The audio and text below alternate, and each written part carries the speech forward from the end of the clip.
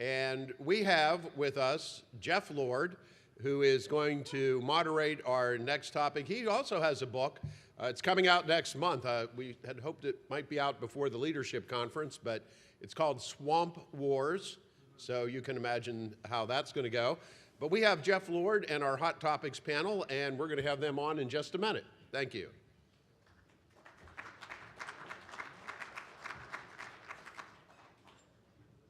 I'm Leo Knepper, the CEO of the Citizens Alliance of Pennsylvania.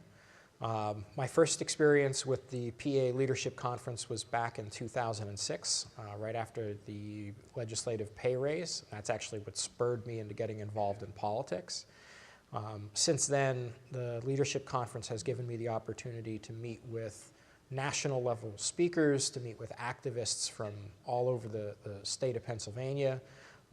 Had the opportunity to meet with people who've done some really amazing research on issues that affect Pennsylvanians every day.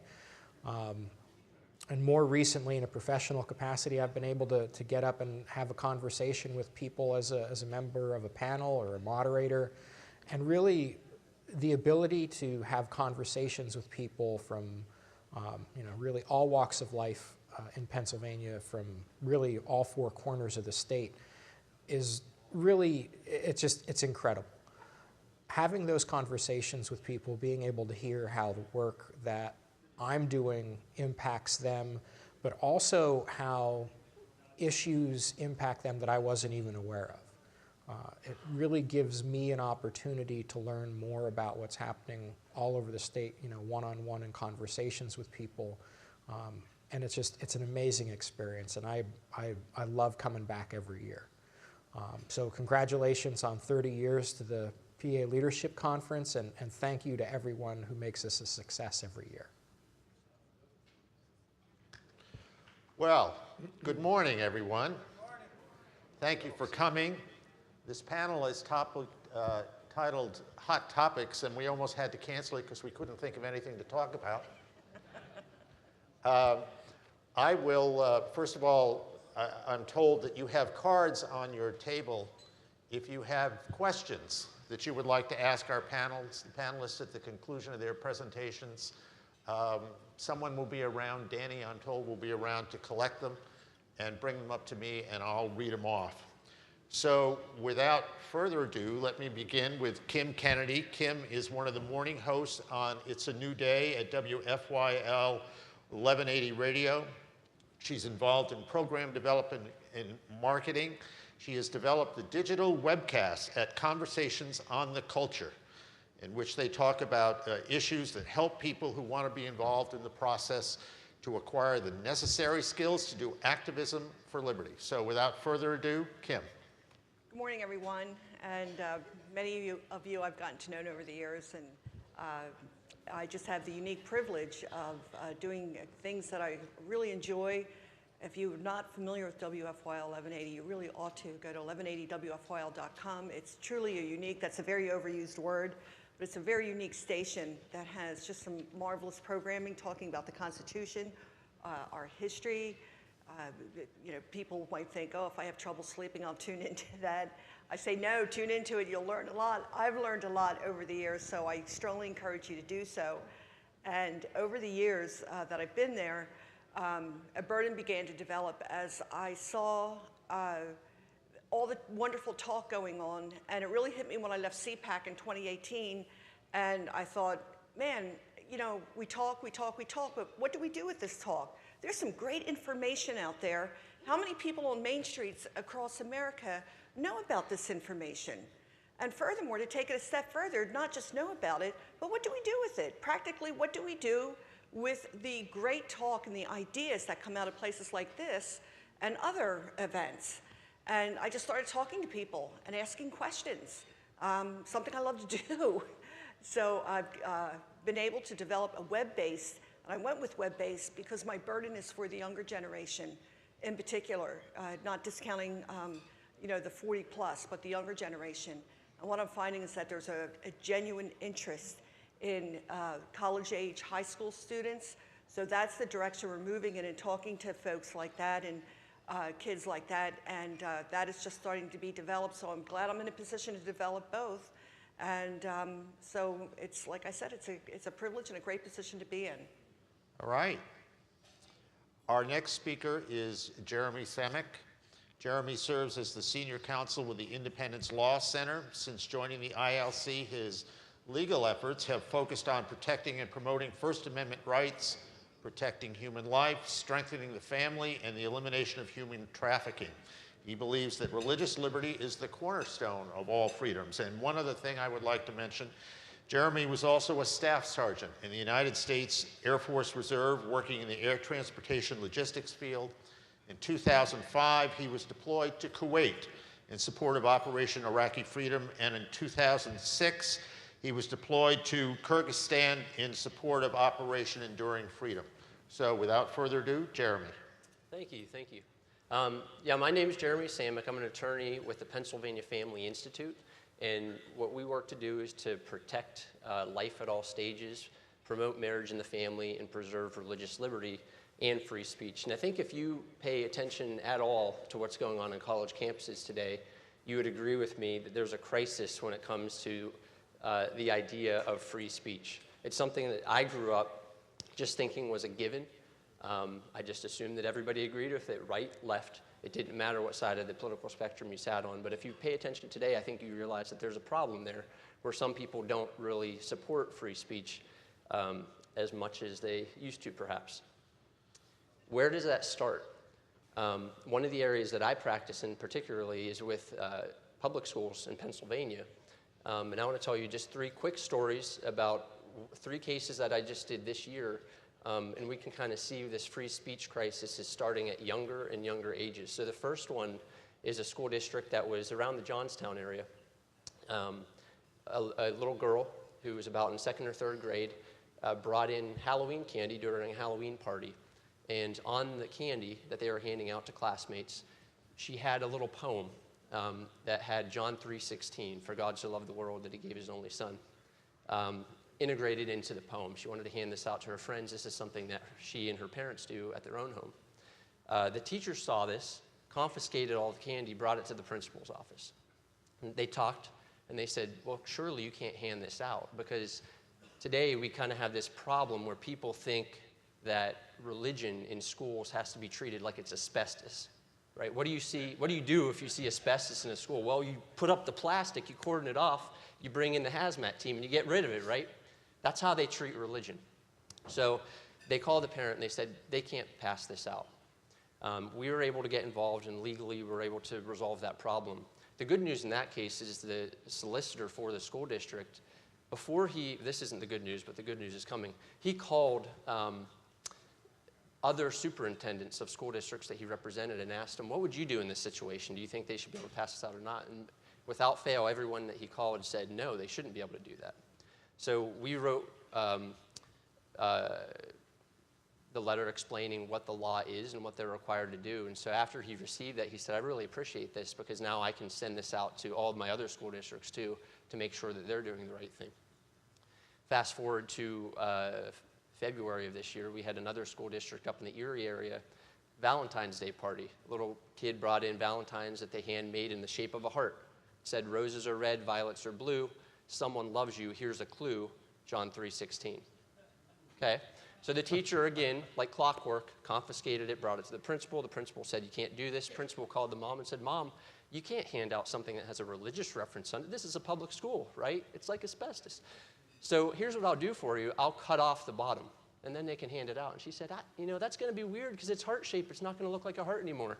And besides, it's not going to have a clue. The answer to the clue is gone, so they're going to think my kid loves them. It's weird, right? We got involved again, and we were able to resolve that problem.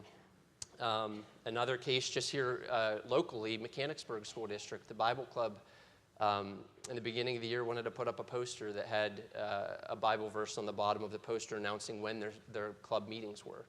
And the principal told them, I'm not going to let you put up that poster with the Bible verse. You have to remove it first. So we got involved. We were able to help that get resolved. A little later on in November, they wanted to have people sign a poster that said what they're thankful for. And when they came up to the table, wrote down what they're thankful for on this poster, they would also be offered a free Bible. And so the school said they were not permitted to do that. They asked permission ahead of time. They were denied. Unfortunately, that case, the school and the school board dug in their heels, and we ended up having to go to court. We filed litigation. We filed motions for preliminary injunctions, and we ended up getting a preliminary injunction from the court in resolving that. So there's a problem, and we see it in the college campuses. I think a lot of conservative outlets publish things about this, but what I hope to let you all know that it's happening at younger and younger ages. So it's important. These kids, they believe that if they hear something that offends them, that needs to be stopped. If we start teaching them at younger and younger ages how to deal with stuff that they disagree with and understand that free speech for something you disagree with protects your own speech as well, we're going to be much better as a nation. All right. Next is Kim Stolfer. Kim founded the Firearms Owners Against Crime, a statewide grassroots political action committee that focused on ensuring that the Pennsylvania constitutional right, Article 1, Section 21, and the U.S. constitutional right, the Second Amendment, continue to be protected and that citizens have the freedom to choose to exercise these rights without intrusive government regulations. Kim? Thank you, Jeff. Good morning, everyone. I'm an unabashed believer in freedom, and I'm here to talk to you today about something called gun control, especially as it manifests itself in cities like Pittsburgh. But first, I want to start off and explain to you that gun control, at its heart, is government telling you that they don't trust you to exercise your rights responsibly, based and predicated on the fact that somebody does something bad. If we as a society adopt that for our rights, then we've lost all of our rights, because government is not the barometer of freedom. Government is restricted from inhibiting that freedom based on not only the Bill of Rights at the federal Constitution, but Article 1 of Pennsylvania's Constitution. So, thank you. So I want to challenge you to think about this. Does gun control work? You've been led to believe in the media, many citizens have, that somehow putting restrictions on all citizens is going to stop madmen. In England, which banned virtually all firearms in 1996, they have running gun battles in the street. They have a higher violent crime rate than America. And yet, our media, and President Trump is right, it is fake media, and gun owners especially have known this for the last 50 years, because I believe the assaults on most of our freedoms began 50 years ago with the enactment of the 1968 Gun Control Act. So when you sit and you look at that in the context, does it protect citizens, or do citizens really suffer from this? Well, let's look at the experts. National Academy of Sciences in 2004 examined every single gun control measure, everything you've seen on TV, and every single one of them has failed. In fact, they were able to point to at least 50% of them got more Americans killed. Why do we tolerate that as a society? When you go to Pennsylvania cities, do you know that 52% of the violent crime is centered in 6 cities in Pennsylvania? They only have 18% of the population. But our media doesn't talk about that. It does not respect your right to self-defense. They talk in terms like assault weapons, high-capacity magazines. Who needs one of those? Who needs freedom? Because that's what they're really talking about. The freedom is for us to choose and to act responsibly and be held accountable. So let's take a look at one of the things that's going on right now in Pittsburgh. In Pittsburgh, we have a mayor and we have a city council that are actively working for groups called Everytown, Ceasefire PA, and Moms Demand Action that want to limit freedom, want to prosecute law-abiding citizens for simply owning and possessing a certain type of firearm, magazine, or ammunition, or carrying it, or displaying it, or even handling it in their own home, or driving through. Where do we, as a society, hold government accountable when they get out of control? You know, a long time ago, there was some people that used to wear red walk in a straight line. When they got out of control, they found out, yes, Americans could shoot a lot better than their Brown Bess muskets. It led to what this nation is, the greatest nation on this earth, a nation I served in the United States Marine Corps. Some have said that I'm a bit intense. I am intense. And I do that for a reason. Because in doing this for 35 years, I've had so many individuals call me with their lives that have been destroyed. because they unintentionally violated this regulation or this law, or had Philadelphia police come into their homes and take their firearm, or the woman who didn't know what that firearm was and the Pittsburgh police came into her home and took it, didn't give a receipt. When do we hold government accountable? So here we have, thank you. So here we have a city who is actively violating Pennsylvania preemption law, actively violating it. It's a crime under Pennsylvania law. Section 6120 is Pennsylvania's preemption law. What that means, and it's rooted in the Equal Protections Clause of the Constitution, says all laws should be uniform across Pennsylvania. The legislature, the state legislature has said specifically, you cannot take action in this area of law. The city of Pittsburgh has been held responsible in '95. They signed a consent decree with the courts when we took them to court the last time. They're in violation of all of this. Now, the Marine in me would like to see the mayor and city council let out in handcuffs.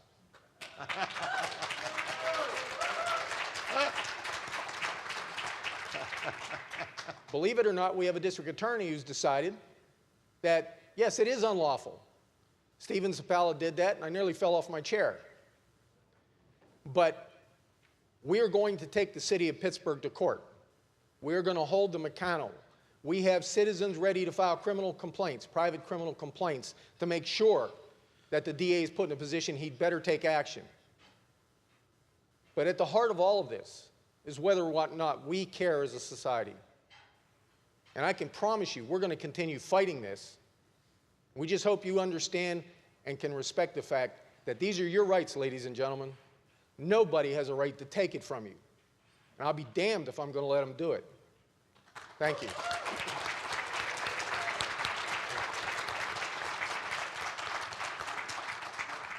We love intensity.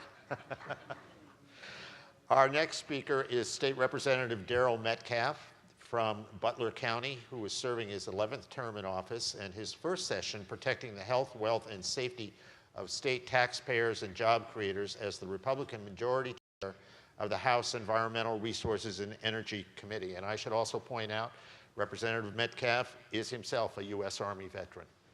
Thank you. Thank you. Good morning. Good morning. And Kim is intense. I'm not intense at all. Great to be with you this morning. Great to see such a nice breakfast crowd. So I was impressed to see how many people actually turned out this early. So looked forward to the opportunity today to sit with these folks and our MC and talk with you a little bit about what's going on here in Harrisburg. I'm the new Environmental Resources and Energy Chairman this session. Based on seniority, we're assigned chairmanships. I had been the State Government Committee Chairman for 8 years. We'd grown the reach of that committee. We'd grown the influence of that committee while I was there. With my seniority, I had an opportunity to move to another committee this year and wanted to look at how I could use my gifts that God's given me and experiences in the legislature to benefit the caucus, the Republican caucus, the Commonwealth of Pennsylvania, most importantly, all of you, the citizens of Pennsylvania, and prayed about it a lot and worked with our leadership team and ultimately was assigned to the Environmental Resources and Energy Committee, where we're fighting to protect your health, wealth, and safety. So one of the young men who's here with me to tie my write some for me at the house, he came up with that, and I said, we're going to use that over and over and over, because to protect your health and safety, but we want to protect your wealth. We want to protect your property rights. We want to protect your ability to grow economically for yourself and your family. And I think that's a direct correlation, and anybody that looks at what the OPEC nations had done to us over the years can recognize that wealth is definitely correlated to the ability to produce energy, isn't it? So we have been blessed as a state here in Pennsylvania. Our citizens have been blessed. The geographic location of Pennsylvania, being the Keystone State, being the connection between the Midwest, the Northeast, the South, we're just geographically, we're positioned for greatness in our nation. Natural resource-wise, we as a state produce out of Pennsylvania, we are the #1 producing hardwood timber in Pennsylvania. Did anybody know that? Hardwood timber, we're #1 for that in Pennsylvania. Billions and billions of dollars generated from forest products in Pennsylvania. 1 in 10 jobs connected to timber and forest products. We are the second state in the nation producing the most natural gas now. And everybody has been aware of that, I'm sure, with all of the publicity that's went around the opportunities that we've had to grow our economy from the fracking that's occurring here in Pennsylvania, and even years back with the conventional drilling for oil and the first oil well up there in the Titusville area here in Pennsylvania. So we're blessed with natural resources. We have natural gas, number 2 in the nation. We're still the 3rd state in the nation, the 3rd state producing the most coal. And we still have millions and millions of tons of coal in the ground that can be taken out of Pennsylvania for the benefit of our citizens.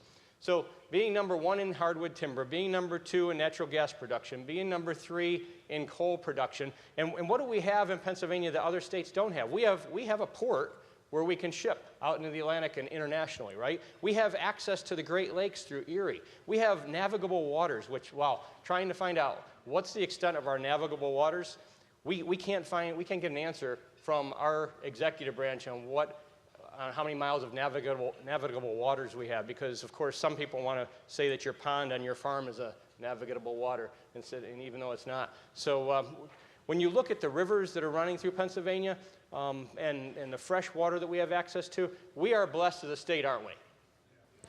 So God has blessed our citizens, blessed our state, and we have an opportunity to develop those resources. And Teddy Roosevelt had a quote from Teddy Roosevelt where he'd said something to the effect of, I won't give you the whole quote, we'll keep it short, "Conservation means development as much as it does protection." And I agree with Teddy.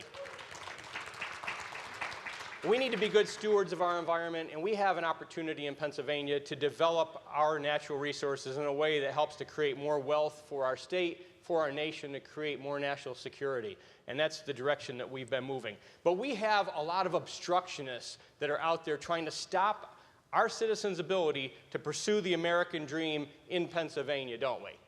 So we have the Wolf administration, which has been working through the regulatory arm, as other administrations have also. But we have an overreaching regulatory arm that is just crushing the ability of our entrepreneurs to actually create jobs in Pennsylvania. We have requirements in the law and in the regulations to meet certain deadlines, and they are not meeting those deadlines. They are ignoring the law, and they are not meeting the deadlines for permit execution so that we can actually see projects move forward in Pennsylvania in a timely manner.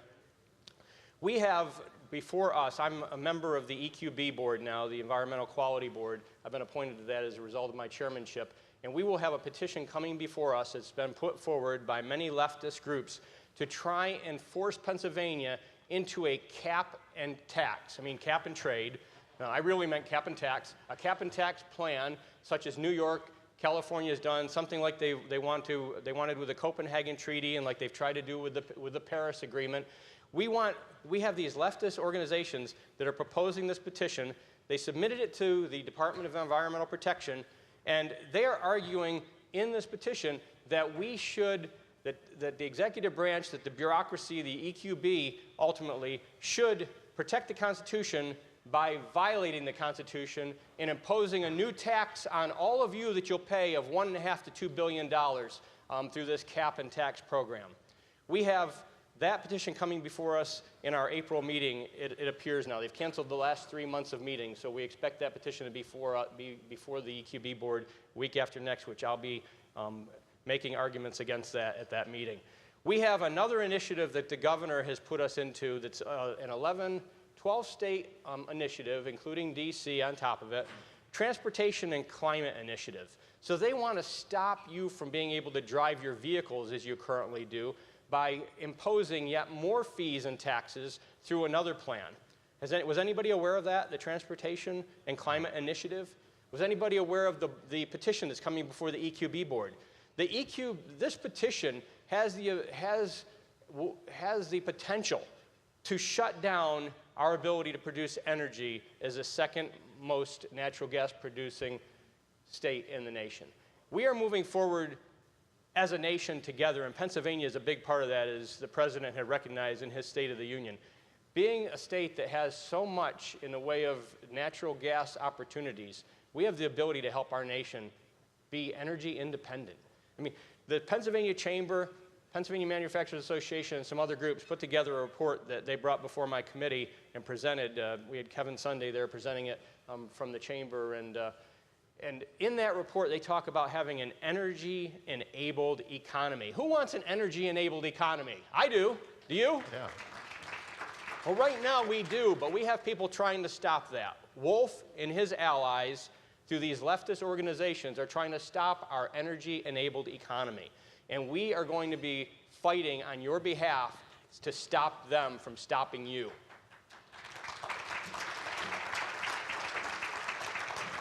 A couple kind of closing thoughts before we get to the Q&A. One, we have a regulatory reform package that's at least a 5-bill package that we're going to be moving through my committee with the work of my members, mostly supported by Republicans. We'll invite some Democrats to join and support that if they choose to. If they don't, we have the majority. We're going to run it through anyhow. We had a reporter ask me, are you going to plan on running any Democratic bills? Well, why would I run Democrat bills that are posed on failed Democratic ideas that they didn't win the majority for? I mean, we won the majority as Republicans. We have good ideas that are winning in the marketplace of ideas at the polling, right? So we should run on ideas that are winning ideas. We have winning ideas, and we need to move forward those. Regulatory reform is a big part of that. We're going to be moving that package through the Environmental Resources and Energy Committee. I would also encourage you to contact your legislators. Ask them about the EQB petition that's being put forward by these leftist groups to impose a new tax on you for carbon emissions in Pennsylvania. $1.5 to $2 billion in new fees and taxes. Ask them about the transportation and climate initiative that the governor has joined in with these other states on, and how that's going to impact your ability to drive the type of vehicle that you want to purchase and actually get to and from work. Ask your legislators about it. Be in their ears. Be in their offices. Be in front of them and demand that they fight. People like our president because he fights, right? I think Lohman wrote a paper on that, didn't you? I think Lohman had referenced General Patton, who I love. Loved the work that General Patton did. I mean, Patton fought, and he did a great service to this nation and the world because he fought, and I believe God used him at that time in our history to preserve our freedom. I believe God is using President Trump at this time in our nation's history to preserve our freedom because he will fight. I am here in Harrisburg to fight on your behalf, and we need everybody that's standing with me in the legislature to do the same and fight. They got elected to be leaders. They got elected to put forth the right policies, not to play mamby-pamby and see what does or doesn't offend somebody that might threaten them in the next election. We need your help in holding them accountable.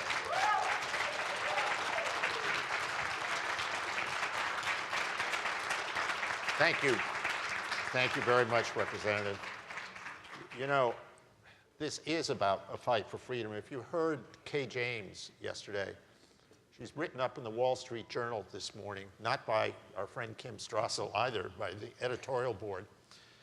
And as you may recall, yesterday, she found out that she had just been fired from a Google advisory board that she had just been hired for, free of charge, I might add, because 2,300 Google employees protested her political views, and they wanted to silence her. And my point is that what we're talking about here, whether we're talking about guns or energy or religious freedom or social media, all of them are tied together under the rubric of freedom. They are absolutely critical here. So with that, let me read the first question we have, and I believe it's for Jeremy. Was there any penalty for the schools who barred religious sayings? Yes, from the last case I told you about, because we went to litigation and won, and so that'll be attorney's fees, so they pay our attorney's fees in that case.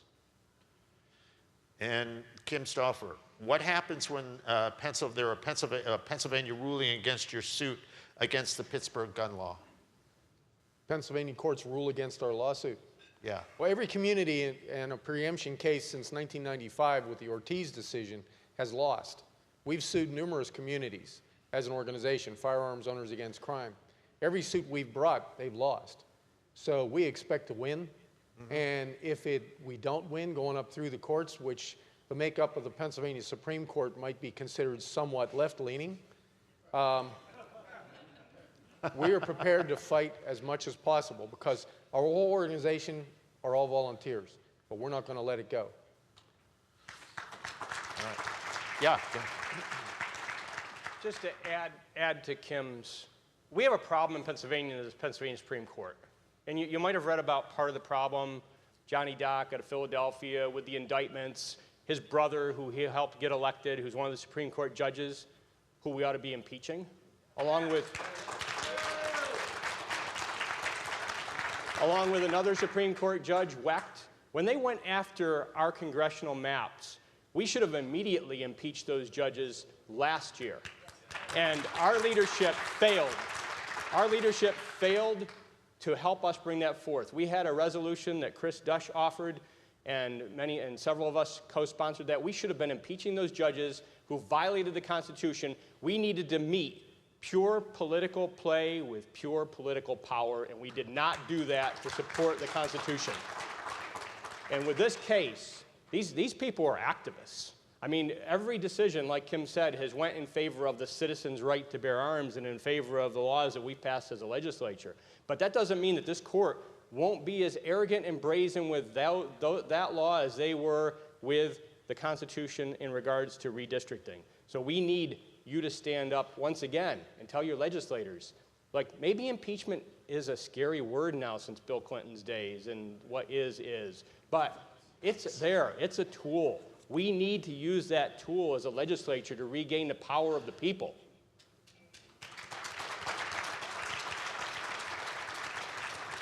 While you're answering here, this question has just come in. Are you confident you will kill these two petitions before Governor Wolf gets a chance to approve them? Well, one is a petition that's being brought before the EQB board. That EQB board is stacked mostly with supporters of the administration. So I face an uphill battle with some allies on that board. Hopefully, because of the arguments that will be made, even the Wolf's appointees won't be able to, with a straight face, support it. Because on the face of it, I mean, even though they've got many, many pages of it, this is an unconstitutional petition that they've offered. Although the Wolf administration, through their DEP, has already advanced it to EQB, they had the ability to already say, we're going to shut this down because it's unconstitutional and it won't fly. So we face an uphill battle with stopping that before the EQB, but I'm committed to the fight, and with your help and educating your legislators on what's coming to us, because I've been working internally to educate my colleagues on it, and we're going to be doing more of that. Hopefully we'll stop it. I think it'll see a court challenge if it does make it through. With a court challenge, hopefully we'd stop it there. But once again, we've got a corrupt Supreme Court in Pennsylvania, so yeah, we've got to fight. Jeremy, I suspect this is addressed to you. The religion of Islam has much less opposition in the schools than Christianity. Why is this, and how should it be addressed? I think that's true. On one hand, because people always want to look at what are the minority religions and say, well, we can talk about that because we don't feel threatened by it, but they always feel threatened by one religion in particular, Christianity. The real solution is that we should be looking at these things and saying free speech is free speech, freedom of religion is freedom of religion, and student religious speech has to be treated identical to student secular speech. And when we start doing that, we're going to have a better nation because we can converse about these kind of things that people feel strongly about. People can talk about their objections to it in very strong terms, and we can still live peacefully beside each other. The ability to talk about opposing religions is very important. The ability to expose some of the huge problems with Islam is something that students should have the right to talk about in school, and vice versa. And so the more we protect both sides, the better.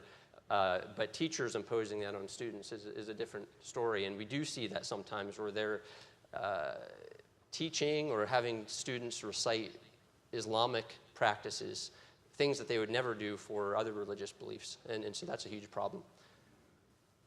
Okay. Kim Kennedy, I have a question for you. How does all of this translate to social media? For those of us who are no longer 8 and are doing our best to grasp how all of this works, do you have any suggestions? Once again, from the people that I've talked to, I've been told that having organic material on, and what we just try to do is really, we are truly a grassroots organization, Jeff. And that really resonates, having real conversations, staying away from pre-scripted stuff. Right. And we are just, it seems to really be resonating. At the last PLC event we had in King of Prussia, the first one, Lohman took the initiative to organize that. And we tackled some subjects, and I think Lohman was kind of like with a couple of them, like, oh. But because we had a panel where we talked about racism, immigration, and gender dysphoria. And we brought Dr. Carol Swain in, and we brought Kathy Barnett, and we brought Heritage Foundation, Monica Burke. And it was, Jeff, what I felt in that room was people who had been, we're not talking about that. And all of a sudden, people just started talking. They asked good questions. There was no name calling. No, this one, they wanted information. Right. And we were able to have a great exchange of ideas, and people walked away and thought, wow, we really learned something here. And I didn't hear from Lohman that he had any complaints, so I would take it that it was a good exchange. Excellent, excellent. To the other Kim, when the U.S. president says this question, when the U.S. president's opponents, liberal justices on the Supreme Court, try and strike down the Second Amendment, what article of the Constitution would you use to restore this important American fundamental liberty? I would say we would focus on the 14th Amendment, the Incorporations Clause to the states and states' rights, because it's a 10th Amendment is something, as far as states' rights go, that hasn't been properly addressed. It's been diminished. And what do the state constitutions mean? What are they really for? We don't talk about that anymore. When Jeremy talks about the schools, he's absolutely right about the way that they have a bias. But I go into schools frequently, and I talk to the youth about freedom. I talk to them about the lies of gun control. I get questions about mass murders. By the way, America's not even in the top 10 of mass murders, just in case you want to know the truth. But you want to talk about starting a fight with a teacher, is start bringing up the Pennsylvania Bill of Rights and Article 1, because they just don't teach it. What about Article 1, Section 25, that says that all of those sections within Article 1 shall forever remain inviolate? I asked a teacher one time, what does inviolate mean? She got mad and stormed out of the classroom. I have no idea what the homework assignment looked like that night, but the fact is that that's what I would focus on, is the 14th Amendment, and at the same time, we do have what I believe every panelist here and everybody in the audience, I think you all know we have a constitutional crisis in America. Yes. Yes. We have a lack of adherence to the Constitution, what it means. I was talking with a couple of young ladies yesterday at our table, and I asked them, I said, do you understand the importance of the Bill of Rights? Because she was asking me, believe it or not, to give her arguments on how to argue against the Second Amendment for a class project. And my friends were all laughing because I stood there a bit stumped, like, oh, how do I come from this perspective? But the fact is that we don't talk about these issues. We don't talk about freedom. It's almost like talking about Christianity. And this is not about guns. It has nothing to do with it. You talk to the media. I talk to the media and I ask them all the time, do you realize we're talking about accountable government, we're talking about freedom? And you'd be surprised at the looks on their faces. And I've been talking to a lot of reporters recently, but that's what I would do, is I would focus on the 14th Amendment, 10th Amendment, and let's try to reestablish some sanity in interpretation. And one final thing, we talk about the corruption of our Pennsylvania Supreme Court, and I believe the Representative Metcalfe is on the money. But at the same time, what do the scrutiny levels mean? Did anybody ever talk about the scrutiny levels? That's something that's left aside. Strict scrutiny, intermediate scrutiny. So I want to ask you this question. I want you to mull it around in your head. Intermediate scrutiny roughly means that government has a compelling interest in violating a right. The scrutiny levels came into play in 1974, roughly. It was a construct of the United States Supreme Court.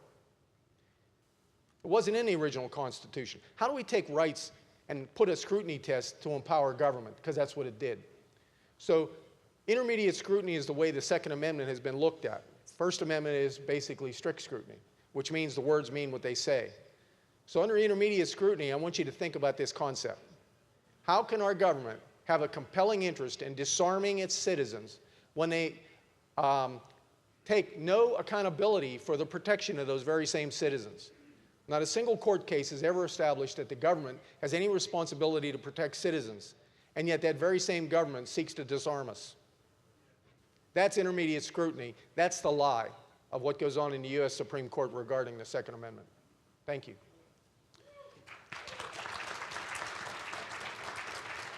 Daryl, this is for you. I have a couple here for you, Daryl. The first one is, what is our state legislature doing about the Department of Education's environmental science requirements and having a balance of ideas? I'm not sure what the legislature is doing about it. I don't serve on the Education Committee any longer. I'm chairman of the Environmental Resources and Energy Committee. But over the years, our legislature hasn't done as much as it needed to move our educational system in a better direction, which is ensuring that parents can make better choices and the right choices that are best for their children. I think when you allow the monopoly that we have through our government schools to exist as it does with very few challenges, and every time you turn around, they're putting forward another challenge, another attack to the cybers and to homeschoolers and anyone out there that's trying to provide an alternative opportunity for a child to get a better education. So I'm not sure what they're doing specifically on that through the Education Committee. I have not heard of anything recently, but it's important to understand the level of threat that we face right now. Whether it's something that's buried in a curriculum and what are you doing to address this or that, and somebody that came up with that good question, and all of us that are here and watching the work that Loman's been doing for 30 years being reflected on last year with all the various speakers that have been brought in that came out of the Reagan Revolution and trying to carry on the fight for liberty. It's good to see that we've been organized at this level, but the organization that we're facing is something like we've never seen, I don't think, in the history of this nation. As state government committee chair, I faced a lot of protesters. I was a little concerned that I might lose my protesters when I moved to the new committee. So the level of protest, and they were bringing people in from out of state, paid protesters, as they were being arrested. One of the protesters offered to the arresting officer that that individual had been out on a pipeline protest. So obviously paid protesters. They were identifying people from Arizona, Florida, Michigan, Ohio that were being brought in to protest me, being arrested at the Capitol, dozens of arrests made, arrests off the floor of my office, people having their hands zip-tied behind their back, hauled out of my office. These protesters that were disruptive and creating chaos in the Capitol and blocking people's ability to get through the Capitol. Started at our Second Amendment rally a couple of years ago is where they launched it at.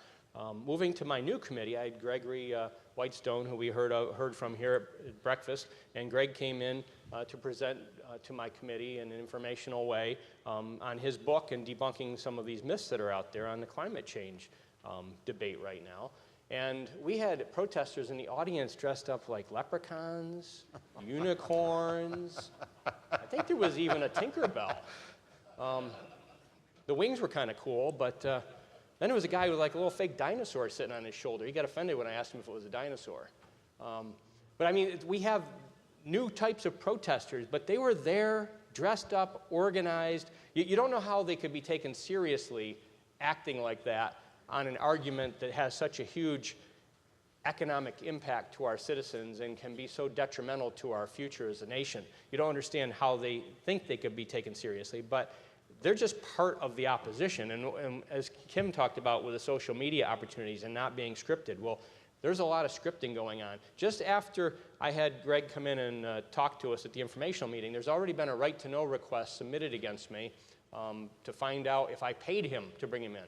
So just public disclosure, I don't pay anybody to bring them in. I've been trying to get Ted Nugent for our Second Amendment rally. He charges a lot of money, and every letter to him is like, hey, Ted, can you come? But it's got to be pro bono because we can't pay. We're a legislative function. I don't pay to bring speakers in. They want to know how much it cost for the room that we had, which was on a session day when rooms are available to chairs. They want to know about how much it cost to have my staff organize this informational meeting. I mean, as one of my staff said, it's like we are paid to be here every day, whether we're doing something or doing nothing, and it's good that they're actually doing something, which is helping to bring this kind of information forward. So there's this group called a Better Path Coalition, I believe it was, that has put in this right to know request, and they are, Better Path Coalition. I'd never heard of them, but they're associated with all kinds of other groups, and part of their mission statement says that they're an anti-fracking group and that they're very concerned with climate change and that they don't think that anybody's doing enough, even Governor Wolf, for climate change. So these are the radical left that are out there. They are organized. There is money behind them, as you know. I mean, there's some personalities out there, Soros and Bloomberg and others that are talked about as some of the big money, but there's a lot of money out there. You see the money that Bernie attracts. You see the money that AOC attracts. There's a lot of money out there, and I believe there should be an investigation to see how much of it is Russian money. Wow. I'm kind of saying that tongue-in-cheek, you know, with the conspiracy. I mean, there are a lot of leftists within our own nation, and the greatest threat that we face now is not from Russia. The greatest threat we face is internally, in allowing our own Constitution to be used against us so the left can destroy our freedom in ways like we've never seen before. So we need to be as organized and more so than they are. I bet you've heard the expression, the environmental movement is green, like a watermelon, green on the outside and red on the inside. One of my staff told me that, and I said, I better not use that because that'll be turned into something else on me. So I'm glad you used it, and I didn't. I'm not an elected official. Jeremy. I wanted to add one more thing about my last question about Islam. I was on the school board for 6 years, and at the school that I was on the school board of, there was an AP government teacher who put together a comparative religion seminar where he invited a Muslim, a Jewish man who was not Orthodox Jewish, he was a very left-wing kind of secular Jew, and somebody to talk about Catholicism or Christianity. I looked into the biography of who this was, and I was tipped off by just a parent. So the school district didn't know, the school board didn't know, the superintendent didn't know, it was just this teacher doing this. And it turns out that the person that they had come to speak about Christianity or were planning to have come speak about it was actually a Muslim convert, married to a Muslim. So it's important that you pay attention to what's going on. And what happened in that situation is they were called out on it, and they ended up disinviting that person and inviting somebody, a Catholic priest, who actually could talk about at least one part of the Christian faith. And so keeping, even if our kids are in Christian school, even if you have grandkids or don't have any kids in the public school at all, it's important that we're paying attention to those kind of things. And then one other thing I would add is there's a book by a man named Nabil Qureshi. I highly recommend it. It's called Seeking Allah, Finding Jesus. Seeking Allah, Finding Jesus. It's a fantastic book by a man who grew up first-generation Muslim, very smart, very academic, and he became a Christian, and it chronicles his journey and how somebody who was a Christian was able to talk with him, to debate with him, to understand what he was believing, and they were able to go round and round, and because of free speech, because of not saying, hey, you just said something I disagree with, that means you're a hateful bigot and you need to be shut up. Because of that, he was able to come to Christ. And so that book, I highly recommend that if you're interested at all in the dynamics between Islam and Christianity. Seeking Allah, Finding Jesus by Nabil Qureshi. Free speech is the key to all of this, without doubt. Daryl, this is for you, and it's a little technical, so I assume you will know what this means. We'll see. Why is DEP pushing, it looks like MS4, when Prince v. United States determined that unfunded federal mandates are unconstitutional? Does this violate the anti-commandeering principle? Well, we've had a lot of concerns shared by a lot of my colleagues, including myself, related to stormwater management and the MS4 plans. I think actually Representative Mao and some others had also contacted Congressman Perry's office and talked with Scott even last session about the issue. And a federal push to the states to deal with stormwater and how you manage stormwater. And there's some various areas of the state right now with some pilot programs that have been initiated where you're seeing municipalities enacting some really hefty fees on people related to how much stormwater runoff they might have from their property. I know Representative Boback up in the Northeast has come to me with some serious concerns, Representative Coffer, Aaron Coffer from up in the Northeast. So it's an issue that we're looking at, an issue that the local government committee is looking at. My committee will be looking at it and working with some of the other committee chairs that have an interest in going after the stormwater management issue. And I'm not a lawyer, even though I'm a lawmaker. I don't get to argue the law in a courtroom, but we'll argue it in the public forum. And I'm not sure where that case, how that case might impact the MS4 and the stormwater management issues. But from my perspective, the stormwater management is part of the overall climate change issue that's being advanced by the left. And they just want a way deeper into your pocket. They've not been able to get it through the federal government imposing higher federal taxes, with Trump there, of course, now, with the tax cuts that we've realized. They've not been able to get it at the state level where the Republicans control, and even though we had taxing Tom Corbett give us the gas tax increase with the complicit engagement of the Republican legislature on that, and we all pay higher taxes now than most any other state at the gas pump. Other than that, the Republicans have protected people in Pennsylvania from tax increases. And now they're trying to find their way into our pockets through the stormwater management fees, through carbon taxing. I mean, they make arguments, and they've made them in front of the courts, that CO2 is a pollutant. And the court ruling, as I understand it, in a way that allows the EPA to regulate CO2 emissions based on it being a pollutant under a very broad definition. I mean, CO2 is needed for plant growth, right? I mean, the vegetables we all ate last night needed CO2. So to say CO2, and the only reason they're arguing CO2 is a pollutant and they need to carbon tax you is because they can't tax the oxygen you're breathing yet. And they would if they could. Give them time. But we face a lot of battles. The stormwater management's another huge issue. It's going to be a huge cost for our citizens if we don't deal with it. It's like I was talking to a retired New York City police officer that's a friend of mine, and he said, when we're talking about the climate change, he said it's like this kind of shiny object thing. Like watch this shiny object, why pick your pocket. And that's what they're doing to us. Right. They've got a lot of people all stirred up about the shiny object of climate change that was really a new ice age coming when I was a kid. Then it was a heat wave coming, through the time that my daughter was a kid. And now they know they don't know what they're talking about, so now it's just climate change overall, which nobody can really, disagree with. We have 4 seasons a year. The climate's always changing, right? Right. The last question I have here, and I'm not sure, Jeremy, this may be for you, I don't know. It says the left is now using the quote-unquote red flag campaign to make us feel guilty about suicides. How to counter this? I don't understand. Yeah, go ahead. This is all centered around the concept of seizing people's property and rights. Red flag campaigns are called red flag laws in some states, extreme risk protection orders.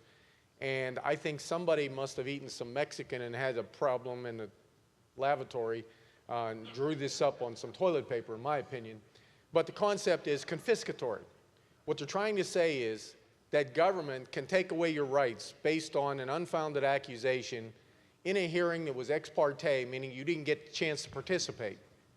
And they're going to come and take your guns and leave you there. They're supposedly you're a risk or a danger to yourself and others. Keeping in mind that we have that concept already in the Mental Health Procedures Act. All 50 states have the ability to intercede if someone is a danger to themselves or others.